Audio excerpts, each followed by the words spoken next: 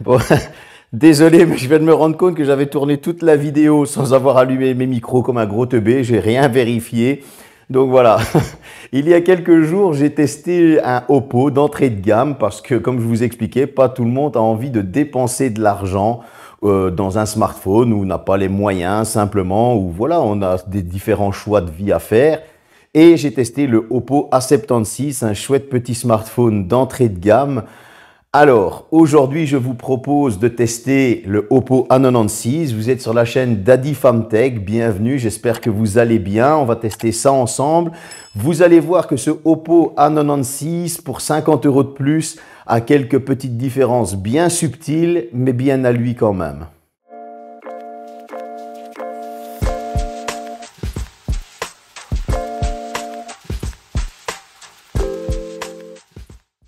Bon, côté design, on est clairement sur le frère jumeau du A76. On va retrouver un micro sur le haut, le tiroir de carte SIM micro SD à gauche, le bouton du volume. En bas, on aura une prise jack, micro, USB, haut-parleur, USB type C. Et sur le côté droit, on aura le lecteur d'empreintes qui fait aussi office de bouton d'extinction allumage. Au niveau du dos, c'est le même revêtement que le A76, toujours aussi agréable au toucher et qui ne prend pas les traces de doigts. Et même au niveau des capteurs photo, la forme est la même. Donc j'avais aimé ce design du Oppo A76. Je ne vais pas critiquer forcément celui de son grand frère. Voilà, c'est vraiment quelque chose, on va dire, c'est deux frères jumeaux, en tout cas sur le design. Côté écran, on va retrouver une dalle IPS avec une fréquence de 90 Hz, 480 nits de luminosité, 600 maximum. Et là, vous me dites, bah, c'est exactement la même chose. Non, il y a une petite différence subtile. La taille est de 6,59 pouces, c'est un petit peu plus grand. Et là où on retrouvait une résolution HD+, pour le A76, ici on va retrouver de la Full HD+. Ça a son importance. Cet écran est toujours aussi agréable à utiliser. Le 90 Hz le rend très fluide. J'ai pas trouvé de défaut non plus sur cet écran. C'est vrai que de l'AMOLED aurait été mieux pour l'économie d'énergie. Mais voilà, on va pas lui reprocher. Les couleurs sont bonnes, le rendu est bon. Que demander de plus? Côté spec, quelques petites subtiles améliorations. On a toujours le SoC Snapdragon 680.